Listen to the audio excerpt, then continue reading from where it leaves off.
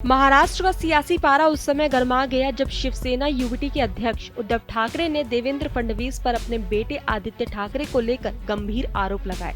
उद्धव ठाकरे ने कहा कि देवेंद्र फडणवीस ने मुझसे वादा किया था कि वो आदित्य ठाकरे को महाराष्ट्र के अगले मुख्यमंत्री के रूप में तैयार करेंगे। दरअसल शिवसेना युवटी के अध्यक्ष उद्धव ठाकरे ने शनिवार 20 अप्रैल को मुंबई के धारावी में एक रैली को संबोधित करते हुए एक बड़ा दावा किया कि उद्धव ठाकरे ने रैली को संबोधित करते हुए कहा कि तत्कालीन मुख्यमंत्री देवेंद्र फडणवीस ने 2019 में मुझसे कहा था कि वो दोनों दलों के बीच सत्ता बंटवारे के तहत उनके बेटे आदित्य ठाकरे को महाराष्ट्र के अगले मुख्यमंत्री के रूप में तैयार करेंगे।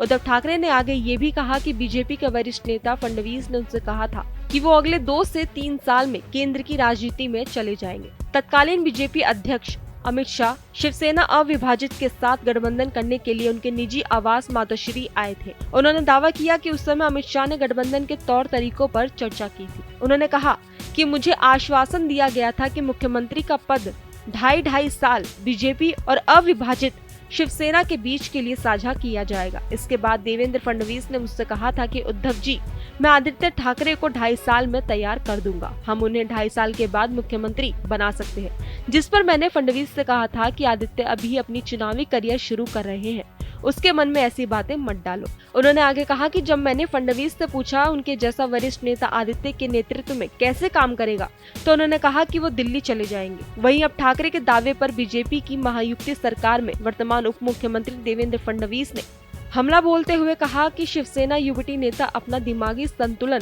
खो चुके हैं। उद्धव ठाकरे भ्रमित हो गए हैं, वो मतिभ्रम की स्थिति में है। शुरू में उन्होंने कहा कि अमित शाह ने उन्हें किसी कमरे में मुख्यमंत्री बनाने का वादा किया था। अब वो कह रहे हैं कि मैंने उनके बेटे को मुख्यमंत्री बनाने का वादा किया था। एक झूठ छुपाने के लिए एक और झूठ बोला जा रहा है। फिलहाल खबरों में बस इतना ही। बाकी देश और दुनिया की तमाम खबरों के लिए देखते रहिए भारत एक्सप्रेस।